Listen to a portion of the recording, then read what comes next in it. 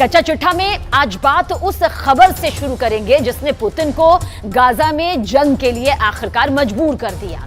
अगर अगले 24 घंटे में इजरायली सेना ने गाजा पट्टी पर भीषण हमला किया तो फिर रूस बहुत बड़ी जंग शुरू कर सकता है, इसमें कोई शक नहीं। पश्चिम एशिया की मीडिया के मुताबिक व्लादिमीर पुतिन ने नेतन्याहू को दो टूक कह दिया कि अब रूस गाजा और सीरिया पर और हमले किसी भी कीमत पर बर्दाश्त नहीं करेगा।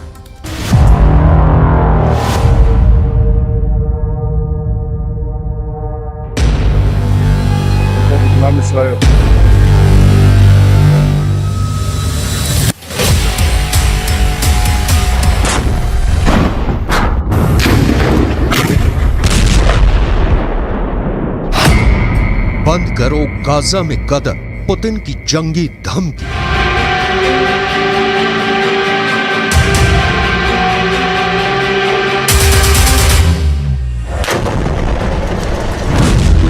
गाजा युद्ध में लगभग 15,000 मौतें होने के बाद इजराइल के प्रधानमंत्री नेतन्याहू भयानक खून खराबा करने पर उतारू हैं।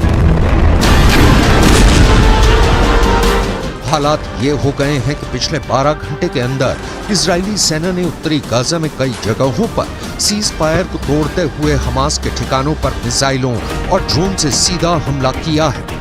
लेकिन इस बीच एक खबर रूस से निकल कर आई है जिसने पूरी दुनिया को सन्न करके रख दिया है।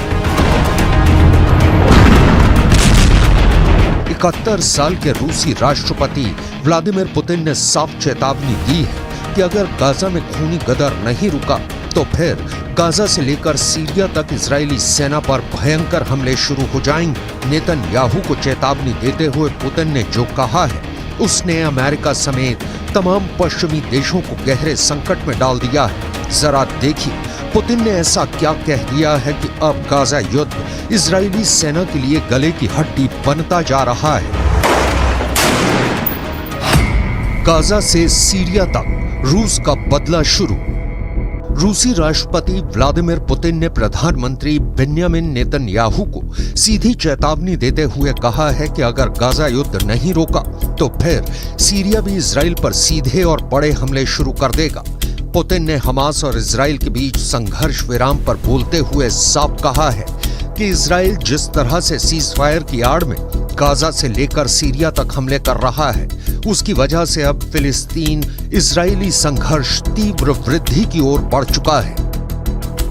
पुतिन ने अपनी चेतावनी में यह खुलासा नहीं किया है कि क्या रूस की सेना सीधे तौर पर इजराइल के खिलाफ जंग में उतरेगी या फिर रूस ईरान और लेबनान के जरिए इजराइल पर बड़ा हमला करवाएगा। खबर यह भी है कि सीरिया में मौजूद रूसी सैन्य अड्डों पर इजराइल के खिलाफ युद्ध की तैयारी पूरी कर ली गई है। हम आपको बता दें कि पुतिन ने इजराइल से साफ कह दिया है कि अब गाजा में मासूम फिलिस्तीनियों की मौत का तमाशा रूस नहीं देखेगा। दावा किया जा रहा है कि मॉस्को ने ईरान, सीरिया और लेबनान को बड़ी जंग के लिए तैयार रहने को कह दिया है। Кровавый переворот на Украине в 2014 году, за которым последовала война киевского режима против своего народа на Донбассе, это не потрясает? А истребление гражданского населения в Палестине, в секторе Газа сегодня, не потрясает?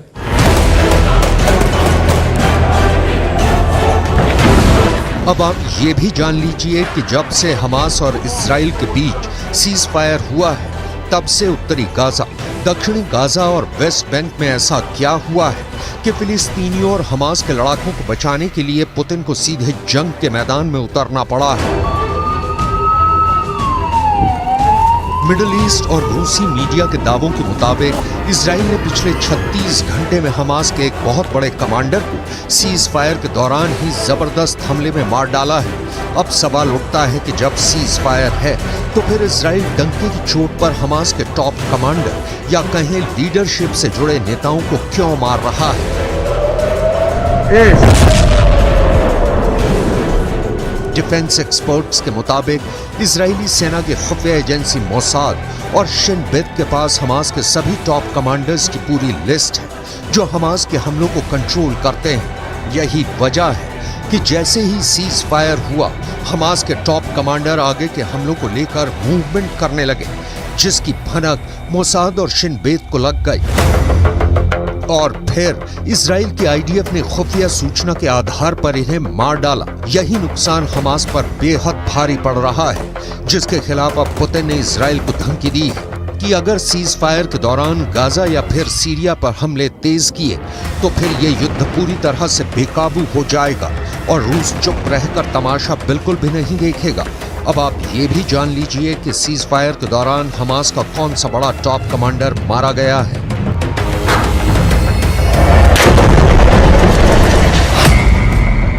हमास के 2 टॉप कमांडर्स को इजरायली सेना ने इस तरह से मारा है कि यही नहीं पता चल पाया कि उन्हें सीज फायर के दौरान मारा गया या फिर पहले मारा गया।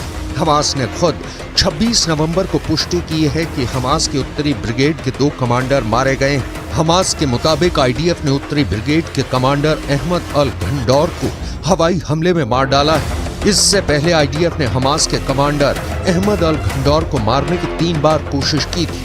इसके अलावा हमास की उत्तरी ब्रिगेड में रॉकेट डिवीजन के कमांडर आयमान सियाम को भी आईडीएफ मार चुकी है। हमास के मिलिट्री विंग के मुताबिक हमास के कुल 5 सबसे टॉप अधिकारी मारे गए हैं। दावों के मुताबिक ये सभी टॉप कमांडर युद्ध विराम शुरू होने से मारे गए हैं, जबकि कुछ रिपोर्ट में दावा किया गया है कि सीज फायर के दौरान इजरायली सेना की स्पेशल फोर्स ने हमास के 5 कमांडर्स की टारगेट किलिंग की है।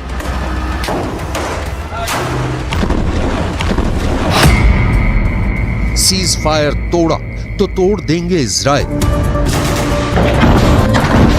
हमास के 70 से ज्यादा कमांडर्स मारे जा चुके हैं, जिनमें से 15 बेहद माहिर और दिग्गज कमांडर्स थे। लेकिन जिस तरह से सीज फायर की आड़ में इजरायली सेना ने गाजा में गदर मचाया है, उसे लेकर पुतिन बेहद एक्टिव है।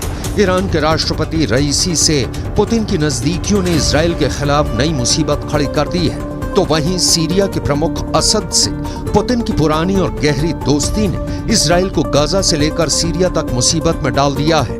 सीरियाई राज्य समाचार एजेंसी के दावों के मुताबिक पिछले 18 घंटे में दक्षिण पश्चिम सीरिया में इजरायली हवाई हमलों में सीरिया के सैन्य ठिकानों को भारी नुकसान हुआ है। दावों के मुताबिक सीरिया में हुई इजरायली हमले में उसके 8 सैनिक मारे गए हैं, जबकि 7 घायल हुए हैं। सीरिया में इजराइल का हवाई हमला सीरिया के दक्षिण पश्चिमी शहर दारा के पास सैन्य ठिकानों पर हुआ है, जिसे लेकर पुतिन बुरी तरह से बौखला गए हैं। इसलिए उन्होंने इजराइल को सीधी धमकी दी है कि अगर गाजा और सीरिया में इजरायली हमले इसी तरह से दोबारा हुए तो जंग बहुत भयानक हो जाएगी। אני מבקר פה עכשיו ביחידה של אמ"ן, היא עושה עבודת קודש, חושפת הרבה מאוד, ומה שאנחנו רואים זה דבר מדהים. אנחנו רואים בעצם שהתושבים, האזרחים בעזה למעלה, מגנים על כל הטרוריסטים למטה. הם בנו עיר תת-קרקעית להגן על עצמם, והם מקריבים את האזרחים למעלה. זה בדיוק הפוך מצבא הגנה לישראל. צבא הגנה לישראל זה חיילים שמגנים על אזרחים, פה זה אזרחים שמגנים על... इधर हमास के द्वारा बंधकों की रिहाई के दौरान एक बड़ी हैरान करने वाली खबर सामने आ रही है।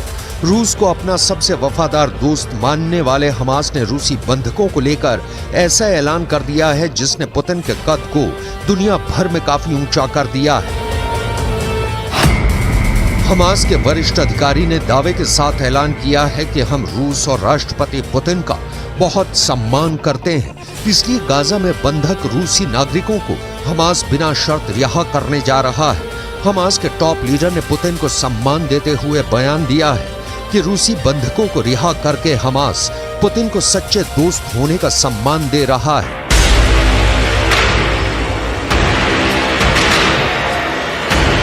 इधर कतर, मिस्र और अमेरिका ने मिलकर इजराइल और हमास के बीच सीज फायर तो करा दिया, लेकिन दिक्कत यह है कि नेतन्याहू और इजराइल के कमांडरों ने साफ कह दिया है कि सीज फायर ना तो इजराइल के बदले को रोक पाएगा और ना ही इजरायली हमलों को।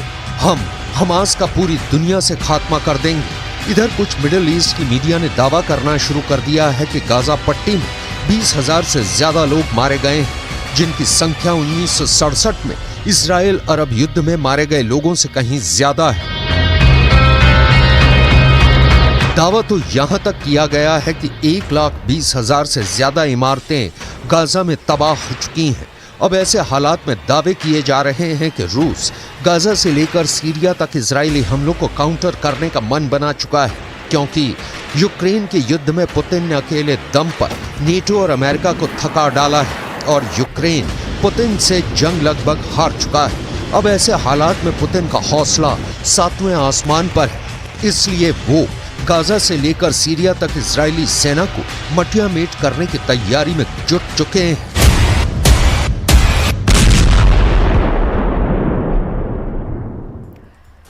गाजा की आग अमेरिका तक पहुंच गई है और अब अमेरिका में 40 करोड़ बंदूक बड़ा खतरा बन गई। अमेरिका में करीब करीब हर नागरिक के पास बंदूक है। अमेरिका में अब गाजा को लेकर ऐसी बातें फैलाई जा रही है जिससे जो बाइडेन को यह लगने लगा है कि कहीं हमास का अगला हमला अमेरिका में ना बन जाए।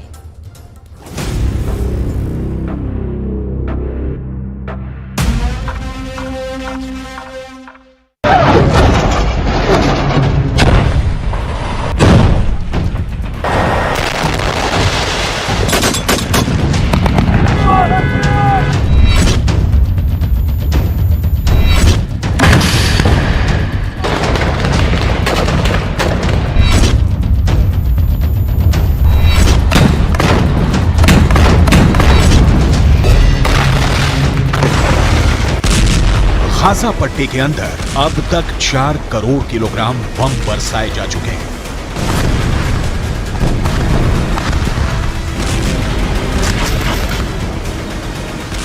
पूरा गाजा पट्टी जलकर राख हो चुका है, लेकिन इस आग ने अमेरिका के सामाजिक ताने बाने को भी जलाकर राख कर दिया है।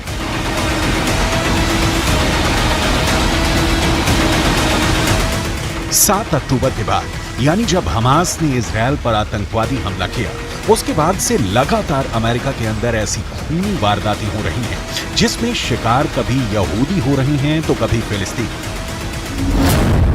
अमेरिका की आबादी 32 करोड़ 64 लाख है, लेकिन अमेरिका के अंदर आम लोगों के पास 40 करोड़ बंदूकें हैं। यानी अमेरिका में तकरीबन हर नागरिक के पास कम से कम एक बंदूक अवश्य है। और ऐसी स्थिति में अगर अमेरिका के अंदर सामाजिक सद्भाव बिगड़ रहा है तो जो बाइडेन के लिए ये बहुत मुश्किल की घड़ी है। ताजा खबर अमेरिका के वर्लिंगटन से है, जहां पर एक अमेरिकी नागरिक ने 3 फिलिस्तीनियों को गोली मार दी है।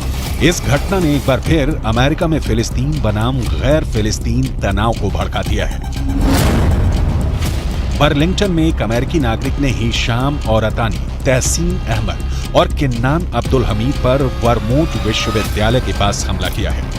अमेरिका के राष्ट्रपति जो बाइडेन और उनके विदेश मंत्री एंटनी ब्लिंकन लगातार यहूदी पुजारियों, यहूदी नेताओं और मुस्लिम धर्मगुरुओं के संपर्क में हैं। वो लगातार शांति स्थापित करने की कोशिश कर रहे हैं और बयान भी जारी कर चुके हैं, लेकिन इसका कोई असर देखने को नहीं मिल रहा है। अमेरिका में किस तरह फिलिस्तीनियों को गोलियों की बौछार का सामना करना पड़ा है, आपको आगे बताने वाले हैं। लेकिन सबसे पहले आपको अमेरिका के हालिया घटनाओं का पूरा विवरण देते हैं, जिससे ये साफ हो जाता है कि अमेरिका भी अब गाजा की आंच से बच नहीं पा रहा है। ये तस्वीरें अमेरिका की ही हैं, जहां पर एक 6 साल के फिलिस्तीनी बच्चे का नमाज़े जनाजा पढ़ा जा रहा है।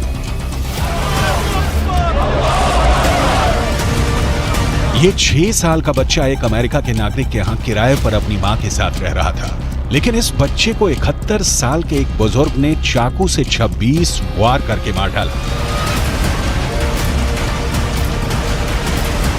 इस बच्चे के परिवारजनों ने रोते हुए अमेरिका की सरकार से प्रार्थना की है कि जो युद्ध गाजा के अंदर चल रहा है उसको अमेरिका में शिफ्ट ना किया जाए।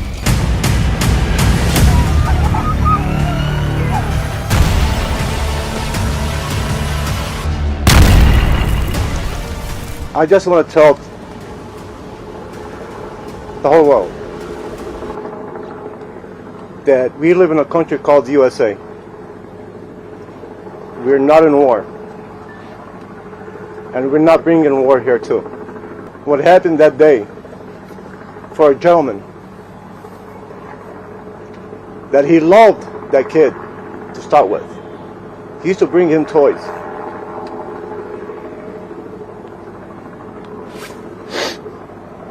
Now I want to ask anybody here, a 71-year-old man sitting on top of a 6-year-old kid, stabbing her more than 26 times, and he was looking in his eyes. You tell me, is that exaggeration? You tell me what type of man he can do that.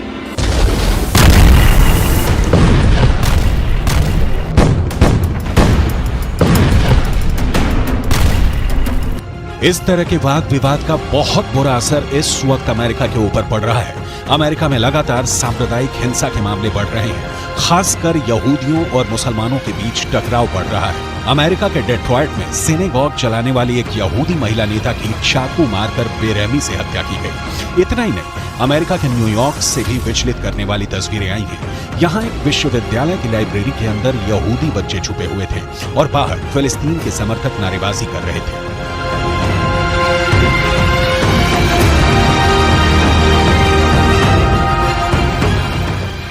America के Washington में फिलिस्तीन समर्थक प्रदर्शन के दौरान एक महिला को ऐसा पोस्टर लिए दिखाया गया जिसमें यहूदियों को पूरी तरह से समाप्त करने जैसा संदेश दिया गया था।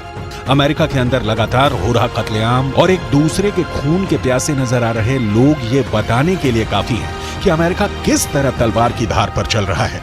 बर्लिंगटन का केस अपने आप में बहुत चौंकाने वाला है। जिस वक्त इन तीनों फिलिस्तीनियों को गोली मारी गई, ये तीनों अरबी बोल रहे थे और इनमें से 2 ने फिलिस्तीनी काफिया पहना हुआ था। फिलिस्तीनी काफिया एक ऐसा कपड़ा होता है जो गले पर पहना जाता है और इसमें चिक होते हैं। फिलिस्तीन का आंदोलन करने वाले बड़े नेता यासिर अराफात अक्सर फिलिस्तीनी काफिया पहनते थे और ये फिलिस्तीनी काफिया एक तरह से यासिर अराफात की पहचान बन गया था।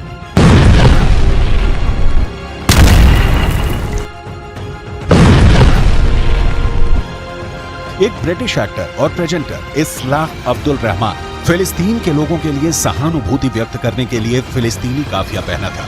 ठीक ऐसा ही काफिया 2 फिलिस्तीनियों ने भी पहना हुआ था जिन पर गोलियां चली हैं। इसका मतलब साफ है कि गोली मारने वाले शख्स अमेरिका के नागरिक जेसन जे ईटन ने ये जानते हुए इन्हें गोली मारी कि ये फिलिस्तीन लिस्ट एनी मूल के नागरिक हैं। We have a lot more to do, however. Even with this arrest, we are still working. There is more investigation to be done, and that includes trying to determine motive. We still do not know as much as we want to know. But I would urge the public and you in the media to avoid making conclusions based on statements from people who know even less than we currently do. We are working hard to find out this information, and we are nowhere near the end of this investigation. Jason J Eaton को गिरफ्तार कर लिया गया है और उन पर case चलाया जा रहा है। अमेरिका की पुलिस लगातार जेसन जो ईटन के बैकग्राउंड को तलाश रही है। करीब 50 साल का जेसन एक किसान है और मुख्य तौर पर उसका पेशा खेती-बाड़ी है, लेकिन वो सोशल मीडिया पर भी एक्टिव है और वो फिलिस्तीन का समर्थन करने वाले अमेरिका के नेताओं के खिलाफ कई टिप्पणियां कर चुका है। अहम बात यह भी है कि जहां पर जेसन ने 3 फिलिस्तीनियों को गोली मारी है, वो जगह उसके अपार्टमेंट के पास ही है। जहां ये तीनों फिलिस्तीनी पढ़ते हैं, वो जगह भी अपार्टमेंट के पास है। क्या ये इलाका फिलिस्तीनियों के प्रदर्शन से प्रभावित रहा है, इसकी भी जांच की जा रही है। हमास के कमांडर याह्या सिनवार ने इजरायल को फिर से डरा दिया है। सिनवार ने इजरायल की भाषा में ऐसी बात कह दी कि बेन्यामिन नेतन्याहू बहुत टेंशन में है। दरअसल बंधकों की रिहाई के बाद अब कहा जा रहा है कि हमास ने इजरायल के सिर्फ 60 बंधक ही नहीं छोड़े, बल्कि इजरायल को 60 बार हरा भी दिया है।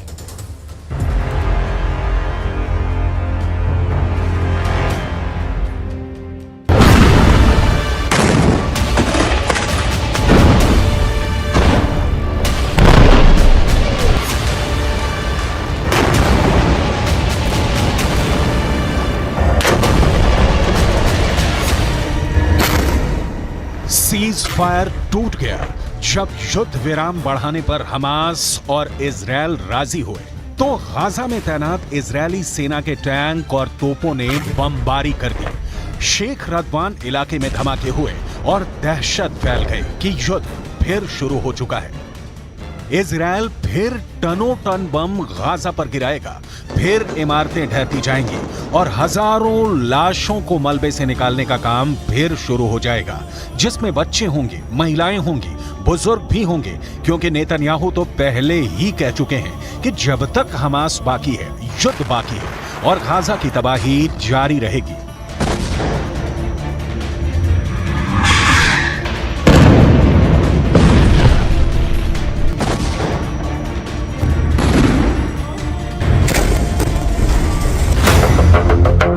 यानी सीज फायर की उम्र ज्यादा नहीं है और अब शेख रदवान में हुए हमलों ने बता दिया कि सीज फायर टूट गया है।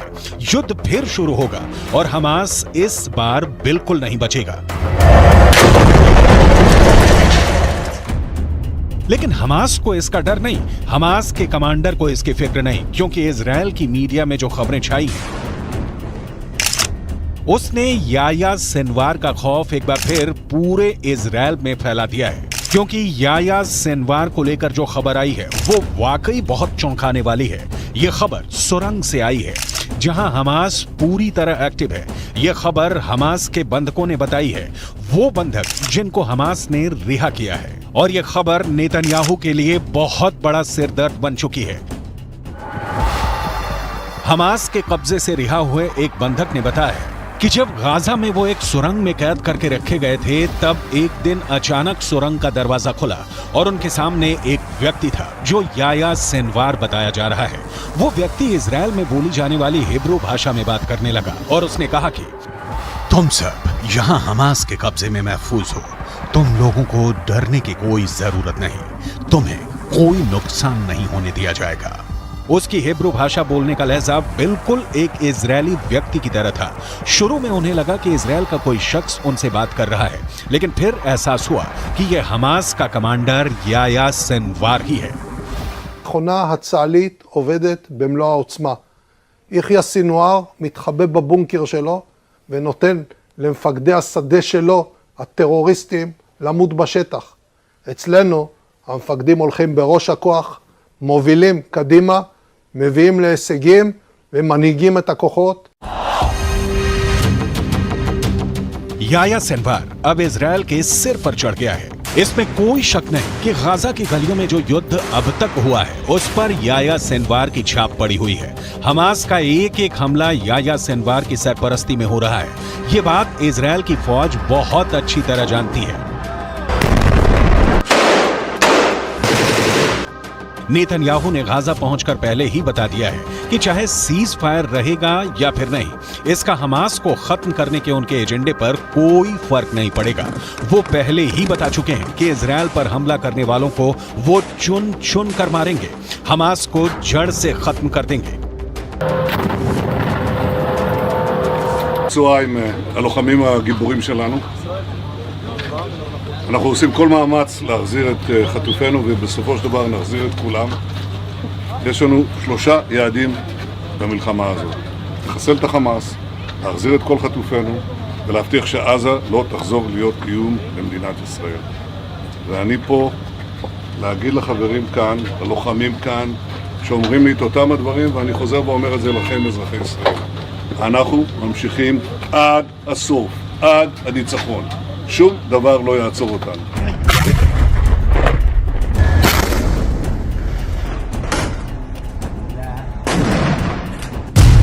यानी हमास का पक्का इलाज होगा, हमास को पूरी तरह खत्म कर दिया जाएगा। इसकी 100% वाली गारंटी नेतन्याहू बार बार दे रहे हैं।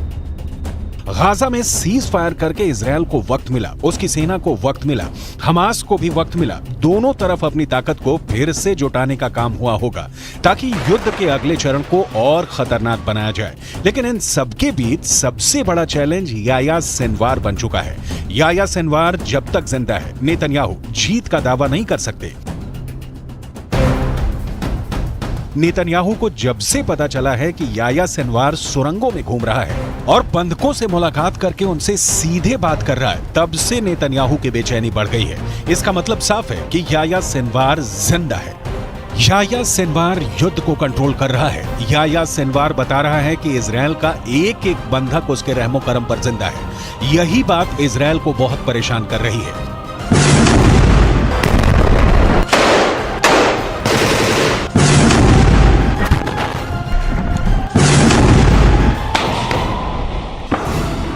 याह्या सिनवार के ऑर्डर पर हमास कुछ भी कर गुजरने को तैयार है। सिनवार की बहुत ही खास स्ट्रेटजी है जिसके आगे अभी तक इजरायल नाकाम ही साबित हुआ है। 7 अक्टूबर को हुए हमले के बाद हमास के खिलाफ जंग में इजरायल के 2 मकसद थे। पहला, हमास के पास से करीब 250 बंधकों को आजाद कराना, जिसके लिए इजरायल को सीज फायर करना पड़ा, यानी उसका युद्ध और बमबारी काम नहीं आया, वो फेल हो गया। दूसरा मकसद, इजरायल हमास को जड़ से खत्म करना चाहता है, लेकिन अभी तक इसमें भी इजरायल फेल ही साबित हुआ है। יש היום הסכמה לאומית בכל מדינת ישראל שאנחנו חייבים להילחם ולנצח בגלל מה שקרה, בשביל העתיד שלנו וגם בשביל העתיד של העולם החופשי. חמאס ואייסיס זה אותו דבר, ויחיא סנואר זה אוסמה בן לאדן החדש. इसमें कोई शक नहीं कि याह्या सिनवार ही 7 अक्टूबर को हुए हमास के हमले का मास्टरमाइंड है। उसी ने साजिश रची, उसी ने टारगेट चुना और अब वही गाजा से सब कुछ कंट्रोल कर रहा है।